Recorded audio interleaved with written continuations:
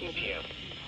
At 4:23 p.m., severe thunderstorms were located along a line extending from near Whiting to Lansing, moving east at 25 miles per hour. Hazard, 60 miles per hour wind gusts. Source, radar indicated.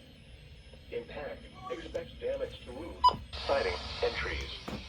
You suck. Impacted include Hammond, Gary, Portage, Merrillville, East Chicago, Schererville, Hobart, Lansing, Crown Point, Highland, Munster, Griffith, Dyer, St. John, Lake Station, Linwood, Lakes of the Four Seasons, Whiting, Winfield, and New Chicago.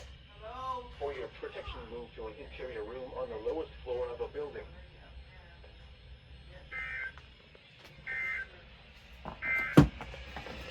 This is No Weather Radio, KWESCO 39. Alright, first one of the day.